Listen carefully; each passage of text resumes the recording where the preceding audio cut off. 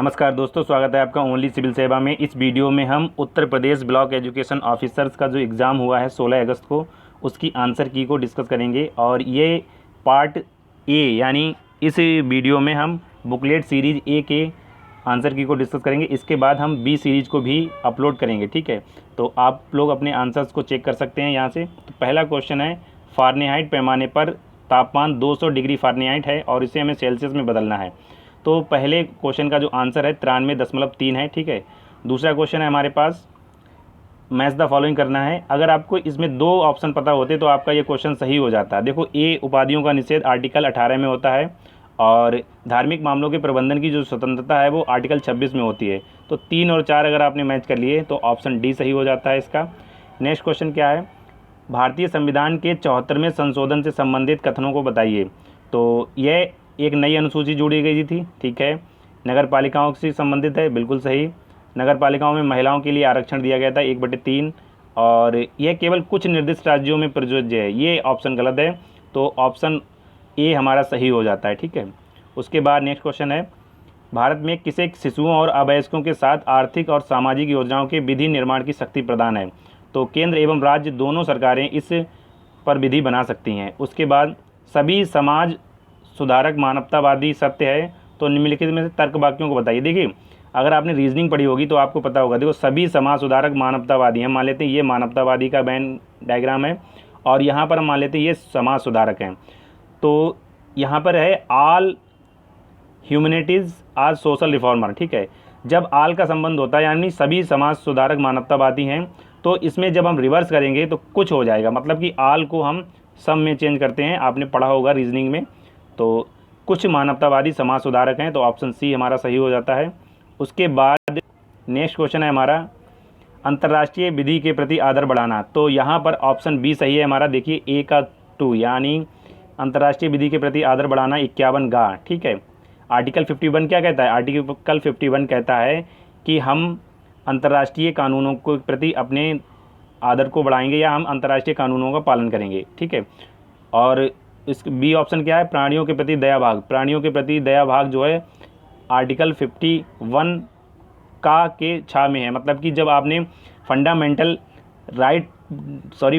Duties पढ़ी होंगी तो उसमें आर्टिकल 51 का के सभी प्रावधान दिए हुए हैं, ठीक है। तो इस प्रकार ऑप्शन बी सही हो जाता है। उसके बाद नेक्स्ट क्वेश्चन है हमारा, रीजनिंग का है ये, तो इसका ऑप्शन सी सही है, आप लोग इसको कर सकते हैं। और 8वां जो क्वेश्चन है उसका आंसर है, ठीक है, डॉटर इन लॉ, ठीक। उसके बाद ये भी रीजनिंग का है।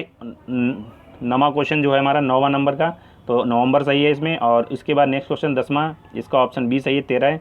और रायसीना डायलॉग जो कि 14 से 16 जनवरी के बीच में हुई थी, इसका मुख्य विषय क्या था? Navigating the alpha century. Important है, मतलब कि अब तो आ ही गया एग्ज़ाम में, उसके बाद भी एग्ज़ामों में ये इंपॉर्टेंट है। विश्व रैपिड शतरंज प्रतियोगिता जीतने वाली प्रथम भारतीय महिला कोनोर हम्पी बनी है, काफ़ी चर्चा में रही थी ये। उसके बाद नीति आयोग के द्वारा हाल ही में जारी सतत विकास लक्ष्य में प्रथम स्थान किसने प्राप्त किया है? तो प्रथम स्थान प्राप्त किया है इसमें केरल ने। और उसके बाद भारतीय नौसेना ने ऑपरेशन बनीला चलाया। देखो, ऑपरेशन बनीला चलाया था, मेडागास्कर में एक साइक्लोन आया था, उसमें राहत के लिए भारतीय नौसेना ने एक ऑपरेशन चलाया था, उसी का नाम था ऑपरेशन बनीला, ठीक है।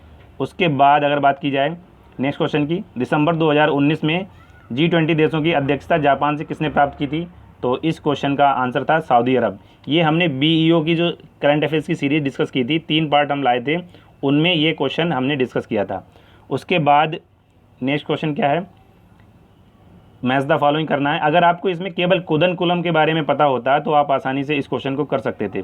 देखिए, कुदन-कुलम को अगर हम मिला दें आणविक यानी एटॉमिक एनर्जी से, तो ए में 3 अगर हो जाता है तो ठीक है। तो इस प्रकार जो है हमारा ऑप्शन, 1 मिनट, यहाँ पर कुछ सी का 1, हाँ ठीक है, तो ऑप्शन डी सही है, ठीक है। उसके बाद नेक्स्ट क्वेश्चन है, भारत में कुल कोयले के भंडार 293.5 करोड़ टन हैं।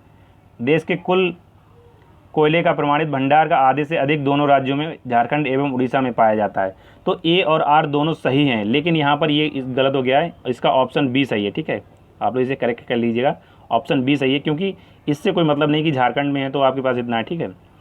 उसके बाद भारत के निम्नलिखित राज्यों में से कौन सा जनसंख्या की दृष्टि से द्वितीय एवं क्षेत्रफल की दृष्टि से तृतीय स्थान पर है, तो ये महाराष्ट्र है। ठीक है, महाराष्ट्र जो है जनसंख्या की दृष्टि से दूसरे नंबर पर है और क्षेत्रफल की दृष्टि से तीसरे नंबर पर है। और अगर बात की जाए उत्तर प्रदेश की, तो उत्तर प्रदेश जनसंख्या की दृष्टि में पहले नंबर पर है और एरिया के दृष्टिकोण से चौथे नंबर पर है।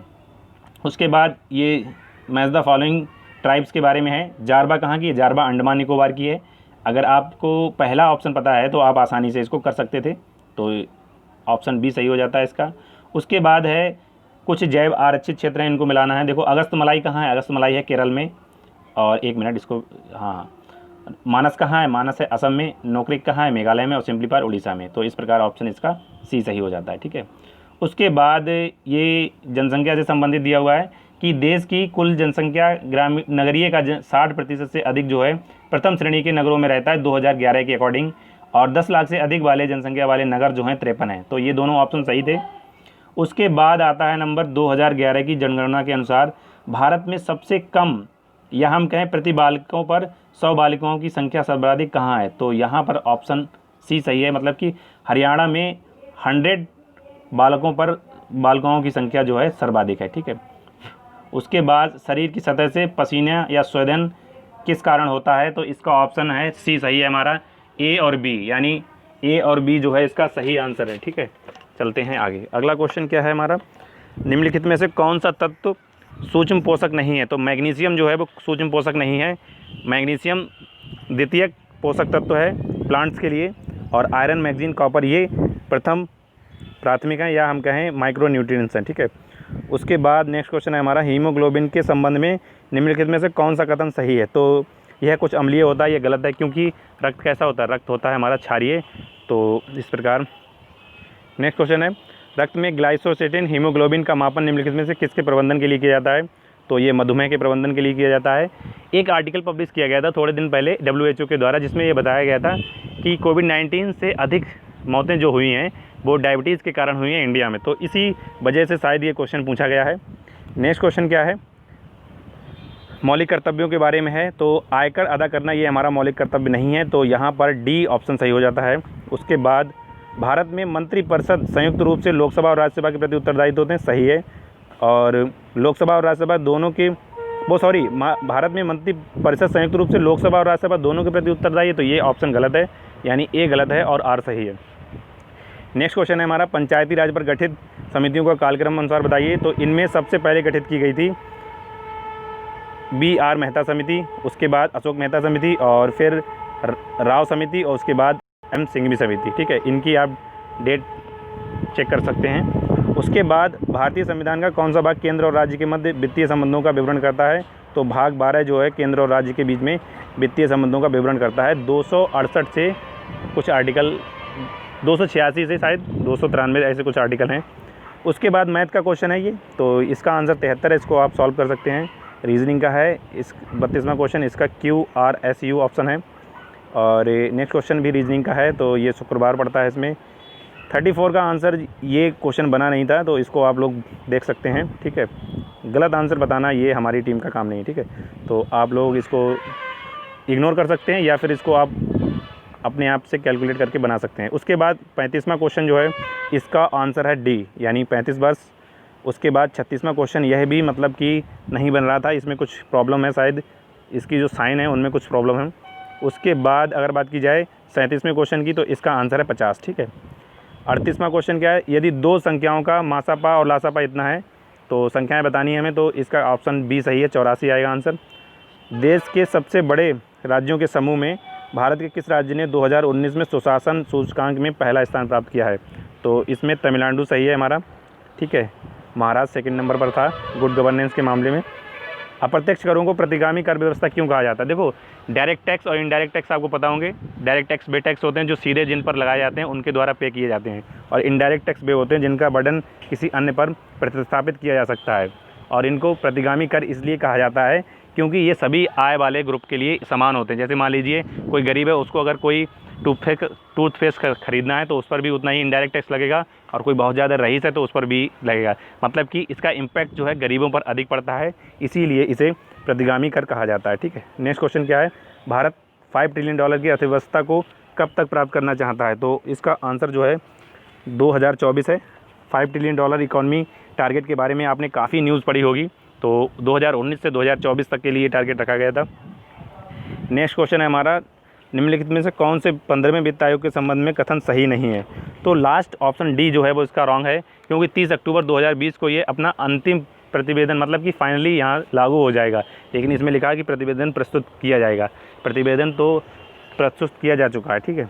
चलते हैं आगे पल्लव वंश से संबंधित ये सभी राजा हैं और इनका जो कालक्रम है, इनमें सबसे पहले तो महेंद्र वर्मन, उसके बाद नरसिंह वर्मन, फिर उसके बाद नंबर आता है परमेश्वर वर्मन, फिर नंदी वर्मन का। देखो, सिंह विष्णु को पल्लव वंश का संस्थापक माना जाता है।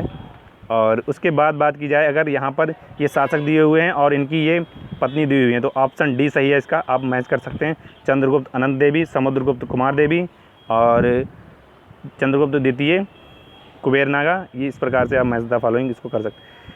नेक्स्ट क्वेश्चन है, ये पत्रिकाओं से संबंधित है। देखो, अल हिलाल मौलाना अबुल कलाम आज़ाद, बिल्कुल सही। न्यू इंडिया और कॉमनवेल्थ एनी बेसेंट। तहजीब उल अखलाक, ये सर सैयद अहमद खान की थी, मोहम्मद अली जिन्ना की नहीं थी। उसके बाद संवाद कौमुदी, राजा राम मोहन राय, बिल्कुल सही है, ठीक है। उसके बाद ऑप्शन है हमारा 46 से ताजुल मासिर लिखी है हसन निज़ामी ने। खजाइन उल फतू लिखी है अमीर खुसरो ने। तारीख़ मुबारक लिखी है किसने? याहिया अहमद बिन सरहिंदी ने, ठीक है। तो इस प्रकार ऑप्शन ए सही है इसका। उसके बाद एंड्रू फ्रेज़र पुलिस आयोग के अध्यक्ष थे। एंटनी मैकडोनाल्ड, ये अकाल आयोग के थे। और कॉलिन स्कॉट मॉनक्रीफ, ये थे हमारे सिंचाई आयोग के। तो ठीक है, ऑप्शन ए सही हो जाता है इसका। उसके बाद आर्य समाज ने हिंदुओं में आत्मविश्वास और आत्मनिर्भरता प्रदान की, बिल्कुल सही। आर्य समाज आंदोलन ने स्वयं जाति की श्रेष्ठता की, विश्वास की जड़ों को कमज़ोर किया। दोनों ए और आर दोनों सही हैं, ठीक है। लाला लाजपत राय के बारे में इस क्वेश्चन की जो काफ़ी डिटेल सर्च करने के बाद ऑप्शन इसका सी सही है, यानी 1 और 2 दोनों सही हैं। विलय का सिद्धांत, ये इंपॉर्टेंट है। इसमें सतारा, बघाट, जैतपुर, उदयपुर, झांसी, इस प्रकार से इसका क्रम था, लेकिन इसमें जैतपुर नहीं दिया हुआ है। झांसी सबसे लास्ट में, मतलब कि इस क्रम के अनुसार था। तो सतारा सबसे पहले इसमें लिया गया था। तो सतारा, जैतपुर, बघाट, ठीक है। तो ऑप्शन सी सही है। उसके बाद FRP, गन्ने का FRP किसके द्वारा जारी किया जाता है? तो गन्ने का FRP जारी किया जाता है आर्थिक मामलों की जो कैबिनेट कमेटी होती है, इसके द्वारा इसे अनुमोदित किया जाता है, ठीक है। लेकिन अगर बात की जाए, इसको मतलब कि कृषि लागत और मूल्य आयोग की अनुशंसा करता है, लेकिन अनुमोदित कौन करता है? अनुमोदित करता है आर्थिक मामलों की जो कैबिनेट कमेटी है, उसके द्वारा इसको अनुमोदित किया जाता है। उसके बाद नेक्स्ट क्वेश्चन क्या है हमारा? सूरजमुखी के तेल के बारे में है। तो ए और आर दोनों सत्य हैं, किंतु आर ए की सही व्याख्या नहीं। क्यों? सूरजमुखी का तेल एक अच्छी गुणवत्ता का तेल माना जाता है और असंतृप्त वसा इसमें काफ़ी अधिक होती है। और देखो, असंतृप्त वसा के कारण ही इसको अच्छा माना जाता है। तो यहाँ पर पहला ऑप्शन सही होगा, ठीक है। इसको आप करेक्ट कर लीजिएगा। इस क्वेश्चन का जो ऑप्शन ए सही होगा, ठीक है। उसके बाद भारतीय रिजर्व बैंक के द्वारा 5 दिसंबर 2019 को घोषित रेपो दर और रिवर्स रेपो दर, तो ऑप्शन सी सही है इसका। 5.15 और 4.9 जो है, इसका ऑप्शन सही है, ठीक है। उसके बाद आता है कंज्यूमर प्राइस इंडेक्स के बारे में। तो कंज्यूमर प्राइस इंडेक्स के बारे में ऑप्शन यहाँ पर पहला और तीसरा सही है, यहाँ पर दूसरा गलत है, ठीक है। इसको मिनिस्ट्री ऑफ प्रोग्राम मॉस्पी के द्वारा, इसको स्टैटिस्टिक्स एवं प्रोग्राम इम्प्लीमेंटेशन के द्वारा इसको तैयार किया जाता है, ना कि OE के द्वारा, ठीक है। उसके बाद सॉफ्टवेयर और बिजनेस प्रोसेसिंग आउटसोर्सिंग के मामले में उत्तर प्रदेश में सबसे बड़ा शहर नोएडा है, ठीक है। उसके बाद अन्ना प्रथा किस क्षेत्र के लिए वानिकी की विकास के लिए समस्या बनी हुई? उत्तर प्रदेश के बुंदेलखंड क्षेत्र में। इसमें होता क्या है, बसंत ऋतु के बाद जब फसल कटाई हो जाती है, उसके बाद क्या किया जाता है, गौवंश को खुला छोड़ दिया जाता है अन्ना प्रथा के अकॉर्डिंग। तो ये काफ़ी समस्या बनी हुई है उत्तर प्रदेश के बुंदेलखंड क्षेत्र में। उसके बाद नेक्स्ट क्वेश्चन है हमारा, मैच द फॉलोइंग करना है हमें। तो चित्रकूट वाला ऑप्शन यहाँ पर गलत है। कन्नौज इत्र के लिए फेमस है, बुलंदशहर क्ले मिट्टी के लिए फेमस है और प्रतापगढ़ अमरूद जैली के लिए फेमस है, ये आपको पता होंगे। उसके बाद अगरिया, बैगा और भुइया अनुसूचित जनजाति उत्तर प्रदेश के कौन से राज्य को ज़िले में रहती हैं? तो ये सोनभद्र में रहती हैं। उसके बाद निम्नलिखित में से कौन सा फास्फेटिक जैव उर्वरक है? तो यहाँ पर वेस्कुलर, अर्बेस्कुलर, माइकोराजा। देखो, आपने सुना होगा राइजोबियम, नीलहरे शैवाल और एजोला, ये सभी नाइट्रोजन है, ठीक है। राइजोबियम के कारण क्या होता है, नाइट्रोजन की उत्पत्ति होती है और दलहन फसलों में जो गांठ बनती है वो राइजोबियम एजोबैक्टर के कारण बनती है। तो यहाँ पर ऑप्शन हमारा डी सही है। उसके बाद नेक्स्ट क्वेश्चन का ऑप्शन हमारा सी सही है, बड़ी मैना, ये रॉन्ग है, ठीक है। उसके बाद 61 का क्वेश्चन आता है, रघुपति साय को क्या कहा जाता था? फिराक गोरखपुरी। और सूर्यकांत त्रिपाठी को निराला कहा जाता था। बैद्यनाथ मिश्र को नागार्जुन कहा जाता है। और धनपत राय कौन थे? मुंशी प्रेमचंद के बचपन का नाम था। तो ऑप्शन सी सही हो जाता है। उसके बाद ये स्वच्छ भारत मिशन से संबंधित है। देखो इस क्वेश्चन में डाउट है, ये क्वेश्चन आयोग की अनुशंसा पर ही आपको मतलब क्लियरफाई होगा जब आयोग की आंसर की आएगी, लेकिन हमारी टीम के अकॉर्डिंग इसका आंसर जो है सी होना चाहिए था। ठीक है, स्वच्छ भारत मिशन संपूर्ण सामुदायिक व्यवहार का परिवर्तन है। ऑप्शन पहला तो बिल्कुल सही है। अधिकांश लोग खुले में शौच करना, उनके नियमित प्रातःकाल भ्रमण, फसलों की देखभाल और सामाजिकता का हिस्सा है। मतलब कि गांव में लोग होते हैं ना, तो वो अधिकतर क्या करते हैं, इसको अपनी ग्रामीण दिनचर्या का भाग बना लिया है उन्होंने। ग्रीन पीस इंडिया के द्वारा जारी रिपोर्ट के अनुसार सबसे प्रदूषित शहर झरिया, ठीक है, इम्पॉर्टेंट है झरिया। उसके बाद बिम्स्टेक की जलवायु खेती प्रणाली की जो, एक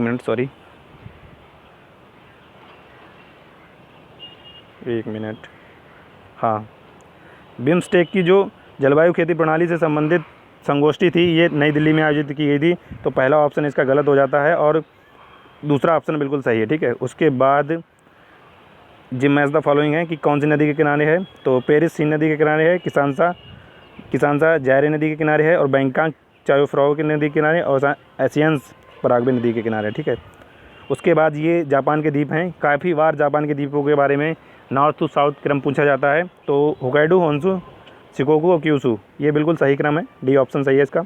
उसके बाद अगर बात की जाए, यहाँ पर कुछ उष्णकटिबंधीय मरुस्थल के बारे में जानकारी दी हुई है। 15 से 30 डिग्री उत्तरी अक्षांश के बीच में पाए जाते हैं, और व्यापारिक पवनों के कारण ये पश्चिमी भाग में पाए जाते हैं। तो ये दोनों सही कथन है, और रीजनिंग जो है इसकी बिल्कुल सही है कथन की। तो इस प्रकार ऑप्शन इसका ए सही हो जाता है। उसके बाद परियोजनाओं से संबंधित है। जायकबाड़ी परियोजना जो है किस पर है? उकई परियोजना है तापी नदी पर। ये काफ़ी इंपॉर्टेंट परियोजना है। उकई परियोजना जो है वो तापी नदी पर है। उसके बाद जायकबाड़ी जो है यहाँ पर ऑप्शन हमारा बी सही है बिल्कुल। ठीक है, जायकबाड़ी गोदावरी नदी पर है, और खड़क बादशाल जो है वो मुंथा नदी पर है, और मयूराक्षी आम्बी पर। ठीक है, उसके बाद अगला क्वेश्चन है ग्रीस के संबंधित दिया हुआ है यहाँ पर। कैटरीना साकेलारोपोलू देश की इतिहास में पहली महिला राष्ट्रपति चुनी गई हैं, और कैटरीना पहली राष्ट्रपति हैं जो किसी राजनीतिक दल से संबंधित नहीं है। तो दोनों सही हैं स्टेटमेंट। उसके बाद कोयला क्षेत्र, और देखो यहाँ पर गिरिडीह जो कहाँ पर दिया हुआ है, गिरिडीह है हमारा। बात की जाए तो ये सभी एक दूसरे से बिल्कुल मैच द फॉलोइंग में बिल्कुल मैच किए हुए हैं, यानी ऑप्शन ए सही है। गिरिडीह कहाँ है? गिरिडीह झारखंड में है, सोहागपुर मध्य प्रदेश में है। तो इस प्रकार ये सही हो जाता है। उसके बाद मैथ का क्वेश्चन है ये, तो इसका 100 मीटर आंसर है। नेक्स्ट क्वेश्चन भी मैथ का है, तो इसका 20% लाभ है। देखो इसको कैसे किया गया, 72 वाले को बहुत ही आसान है। 3/4 पर बेचने पर 10% की हानि होती है। 3/4 का मतलब होता है 75% किसी भी चीज़ का। ठीक है, और 10% की हानि होती है यानी 90%। ठीक है, तो अगर हम 15 से भाग देंगे तो कितना आएगा? 15 5 75 और 15 चक 90। अब क्या हुआ, 5% की जो वैल्यू आएगी वो 6 के बराबर आ जाएगी, और हमें अगर टोटल पे बेचना है यानी 100 पर बेचना है तो 100 बराबर 120, यानी कितने का लाभ होगा? 20% का लाभ होगा। ठीक है, उसके बाद नेक्स्ट क्वेश्चन का आंसर 8000 है। और 2019 में केंद्र सरकार के द्वारा फिजिकल डेफिसिट यानी जो राजकोषीय घाटा है इसको लक्ष्य कितना रखा गया था? 3.3%। 2008 नहीं, सॉरी, 2019 से 2020 के बीच में 3.3%। लेकिन अब इसको बढ़ाकर जो रिव्यू किया गया है उसमें 3.8% कर दिया गया है। SDG इंडिया इंडेक्स जारी किया गया था नीति आयोग के द्वारा, और इसमें 5 राज्यों में स्थान किसे नहीं प्राप्त हुआ था? तो गुजरात को। गुजरात 9वें नंबर पर था इस इंडेक्स में। और अगर बात की जाए इस इंडेक्स में, ठीक है, तो हिमाचल प्रदेश को पहला स्थान प्राप्त हुआ था। ठीक है, उसके बाद क्रिसिल, इकरा और केयर, ये क्या है? ये सभी रेटिंग एजेंसी हैं, और इनका क्रम पूछा गया है। देखो ये काफ़ी मतलब कि टफ क्वेश्चन था, क्योंकि सभी को पता होता है कि क्रिसिल, इकरा ये क्या है, लेकिन इनकी स्थापना के बारे में कौन पढ़ता है? कोई नहीं पढ़ता कि ये कब स्थापित की गई। और फिर ये रेटिंग एजेंसी है, इतनी इंपॉर्टेंट नहीं होती कि इनकी फाउंडेशन याद की जाए कि कब इनको स्थापित किया गया था। अगर बात की जाए इनमें, तो सबसे पहले स्थापित किया गया था क्रिसिल को 1988 में, और इकरा को 1991 में, और केयर को 1993 में, यानी 3 2 1 इसका सही है। उसके बाद बैंकों को मर्जर करने के लिए क्या लाभ हैं? तो ये सभी लाभ हैं बैंकों को मर्जर करने के। बैंक को अगर मर्ज किया जाता है तो ये सभी लाभ होते हैं। उसके बाद है सहस्त्र संहिता उपनाम किसका है? तो ये महाभारत का नाम है। उसके बाद कारदामक क्षत्रप, यहाँ पर पश्चिमी क्षत्रपों की बात हो रही है। ये कारदामक क्षत्रप जो थे पश्चिमी क्षत्रप थे, और इन्होंने सिल्वर की कॉइन बनाई थी जो कि काफ़ी दुर्लभ थी। ठीक है, उसके बाद ये मीमांसा से संबंधित है, मतलब कि हमारे जो दर्शन हैं उनसे संबंधित। तो इसका ऑप्शन बी सही है, यानी न्याय दर्शन जो है वो तार्किक चिंतन पर बात करता है, मीमांसा बात करता है वैदिक अनुष्ठान पर, और सांख्य दर्शन बात करता है वास्तविक ज्ञान पर, और वेदांत करता है आत्मज्ञान पर। ठीक है। 17 मई 1540 को कौन सा युद्ध हुआ था? कन्नौज और युद्ध हुआ था, और इसमें ऑप्शन बी सही है। कौन सा सही है? ऑप्शन बी सही है। उसके बाद नेक्स्ट अगला क्वेश्चन है हमारा कि गांधी जी ने 1922 में असहयोग आंदोलन वापस ले लिया था, क्यों? तो चौरी चौरा में हुई हिंसा के कारण इसको वापस लिया गया था। गदर पार्टी से संबंधित नहीं थे पंडित रामचंद्र। यहाँ पर पहली बात तो पंडित रामचंद्र का पूरा नाम नहीं दिया है कि कौन पंडित रामचंद्र, किसके बारे में पूछा जा रहा है। तो खुदीराम बोस, बरकतुल्ला और लाला हरदयाल ये सभी संबंधित थे गदर पार्टी से। ठीक। गदर पार्टी की स्थापना की गई थी 1913 में लाला हरदयाल के द्वारा सैन फ्रांसिस्को में, और करतार सिंह सराफा भी इसके प्रमुख फाउंडर थे। ठीक है। उसके बाद नेक्स्ट क्वेश्चन है हमारा, विद्रोह में मैच द फॉलोइंग करने हैं। तो कूका विद्रोह जो है 1840 में हुआ था, तो ये ठीक है, ये रॉन्ग हो जाता है। उसके बाद नेक्स्ट क्वेश्चन है, किसने कहा था कि मैं तो एक भारतीय नगाड़ा हूँ जिसका कार्य सोते हुए को जगाना है ताकि वे अपनी मातृभूमि के लिए जागे और कार्यरत हो सकें?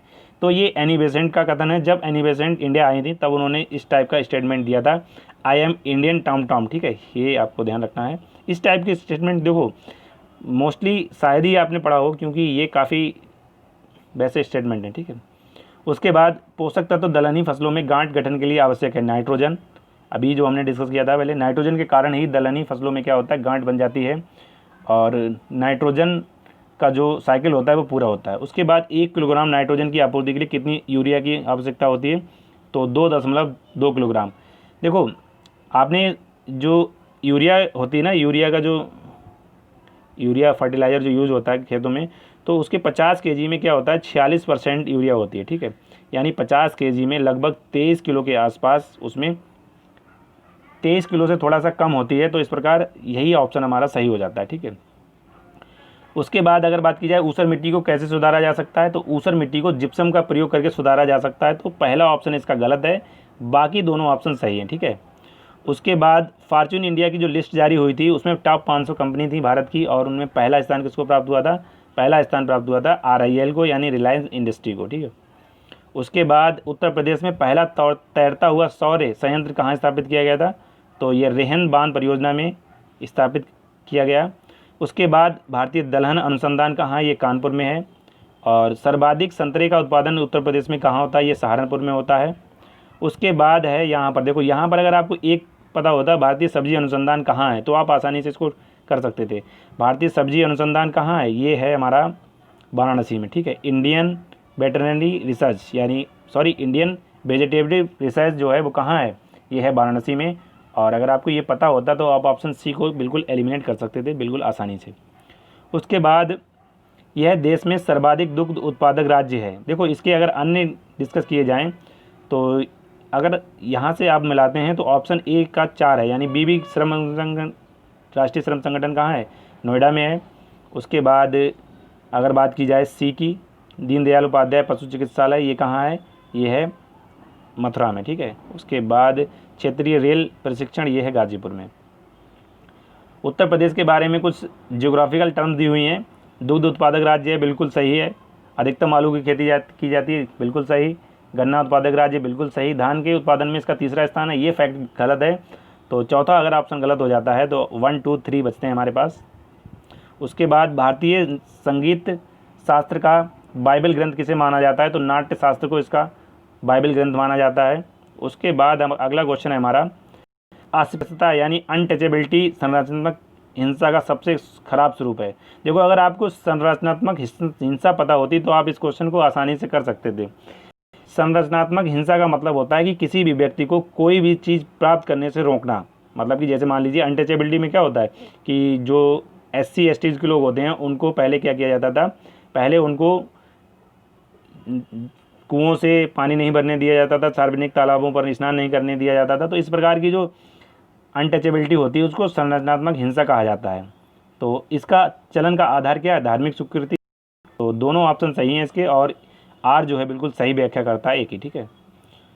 उसके बाद ग्रामीण जनसंख्या में खुले में टॉयलेट करना स्वास्थ्य के लिए खतरा नहीं मानती, क्योंकि देखो दोनों सही हैं इसके स्टेटमेंट, लेकिन आर जो है इसका बिल्कुल सही एक्सप्लेनेशन नहीं करता है, ठीक है। उसके बाद जनवरी 2020 में भारत को समर्पित किए गए थे 4 न्यू बिल्डिंग्स, सॉरी पुरानी बिल्डिंग्स को मतलब कि रिनोवेट किया गया था कोलकाता में, तो उनमें राइटर्स बिल्डिंग शामिल नहीं थी, ठीक है। राइटर्स बिल्डिंग, ये क्वेश्चन काफ़ी टफ क्वेश्चन था। उसके बाद निम्न में से कौन सा देश संगठन के जनवरी 2020 के अनुसार मीजल्स का सबसे प्रकोप अधिक रहा था? तो कांगो लोकतांत्रिक गणराज्य ये सबसे अधिक रहा था, जो कि सेंट्रल अफ्रीका में एक देश है।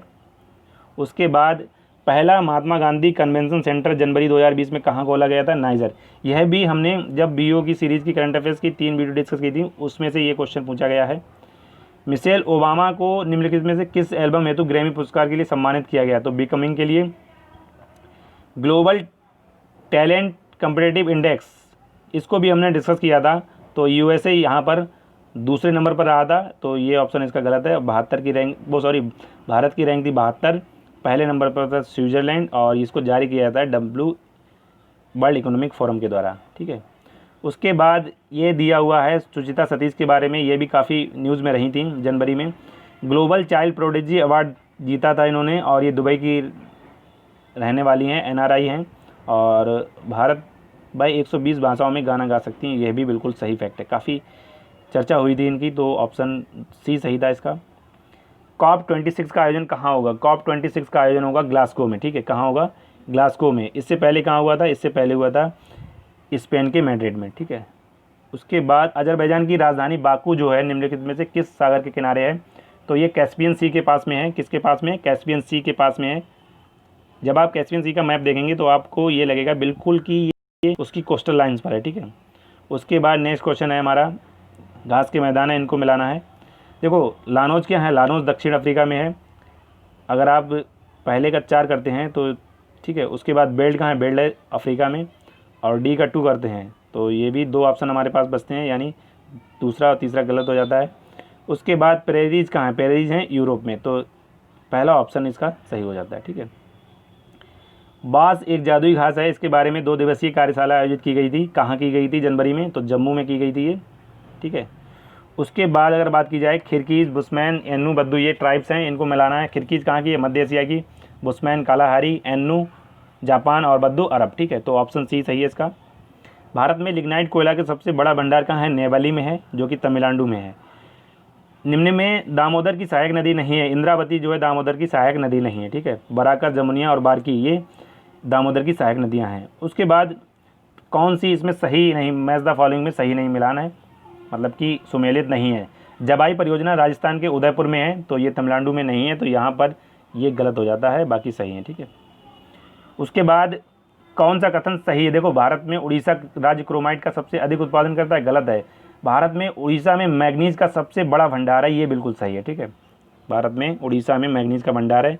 बॉक्साइट का सबसे अधिक भंडार कहाँ है? उड़ीसा में है। चांदी का सबसे अधिक भंडार कहाँ है? तो उत्पादक राज्य ये राजस्थान में है। और क्रोमाइट की अगर बात की जाए तो ये तमिलनाडु में है, ठीक है। भारत का लौह अयस्क का जो भंडार है उसमें सबसे अधिक कौन से शैल समूह की भागीदारी है? तो धारवाड़। देखो यहाँ पर सबसे अधिक नहीं पूछा गया, तो ये क्वेश्चन जो है वो डाउट वाला है, क्योंकि धारवाड़ और कुड़प्पा दोनों में लौह अयस्क पाए जाते हैं, लेकिन मोस्टली जो है धारवाड़ में पाए जाते हैं। सैलबा वनों की विशेषता क्या है? सैलबा वनों की विशेषता है चौड़ी पत्ती के सदाबहार वन। पहली बात तो अगर आपको सैलबा वन के बारे में पता होता तो आप बता सकते थे। सैलबा वन कहाँ पाए जाते हैं? ये मैक्सिको में पाए जाते हैं, और मोस्टली 75% पेड़ों की जो पत्तियां हैं वो बरस भर रहती हैं, इसीलिए इन्हें सदाबहार माना जाता है। और ये उष्णकटिबंधीय ट्रॉपिकल फॉरेस्ट हैं, ठीक है। सामाजिक वानिकी और पर्यावरण पुनर्वास केंद्र कहाँ है? ये है प्रयागराज में। कहाँ है? प्रयागराज में, ठीक है।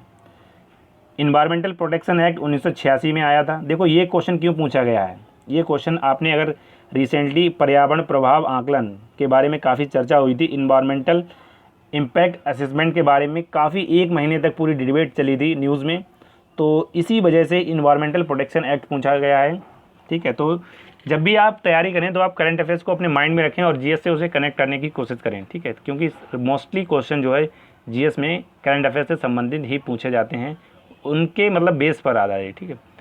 यहाँ पर हमें पॉपुलेशन डेंसिटी के बारे में अरेंज करना है, तो बिहार की पॉपुलेशन डेंसिटी सबसे ज़्यादा है, फिर पश्चिम बंगाल, केरल और उत्तर प्रदेश, ठीक है। तो ऑप्शन डी सही है। उसके बाद है अम्ल वर्षा। अम्ल वर्षा होती है सल्फर डाइऑक्साइड के कारण, 1 मिनट, ठीक है। और प्रकाश रासायनिक धुंध जो होती है वो असंतृप्त हाइड्रोकार्बन होते हैं। हीमोग्लोबिन का वजन होता है कार्बन मोनोऑक्साइड से, और ओजोन क्षरण होती है क्लोरोफ्लोरोकार्बन से। तो ऑप्शन सी सही है इसका। माइकोराजा क्या है? माइकोराजा एक सहजीवी है किसके? प्लांट्स और फंगस के बीच में, ठीक है, प्लांट्स और फंगस के बीच में। अगर बात की जाए एल्गी और फंगस के बीच में कौन सी सहजीविता है, तो लाइकेन जो है एल्गी और फंगस के बीच में सहजीविता प्रदर्शित करता है, ठीक है। लाइकेन के बारे में आपने पढ़ा होगा, लाइकेन भी इंपॉर्टेंट है, ठीक है। उसके बाद लास्ट क्वेश्चन है हमारा इस वीडियो का, कौन सा सही नहीं है, ठीक है, ये हमें बताना है। तो इसमें हमारा ऑप्शन विटामिन के जो है जल में घुलनशील है, ये बिल्कुल सही नहीं। देखो जल में घुलनशील बी और सी जो है विटामिन जल में घुलनशील हैं। बाकी विटामिन क्या हैं? बाकी विटामिन ए डी ई के ये क्या हैं? ये फैट में घुलनशील हैं। तो ऑप्शन डी हमारा रॉन्ग है। तो इस प्रकार हमने इस वीडियो में पूरा पेपर को सॉल्व किया जो कि BEO एग्ज़ाम का था। 1-2 क्वेश्चन जो हैं वो डाउट वाले हैं, बाकी क्वेश्चन जो हैं काफ़ी अच्छे क्वेश्चन थे। आई होप आपने इस वीडियो को पूरा देखा होगा और अपने आंसर्स को मैच करके आप कमेंट बॉक्स में ज़रूर बताएं कि आपने कितने मार्क्स, मतलब इस हमारी आंसर की के अनुसार आपके कितने क्वेश्चन सही हो रहे हैं। Thank you for watching. अगर आप लोग इस वीडियो के द्वारा अपने मार्क्स को कमेंट करते हैं तो हम आपको इसकी कट ऑफ भी प्रोवाइड कराएंगे कि किस अकॉर्डिंग BEO की जो कट ऑफ है वो कितनी जा सकती है, ठीक है।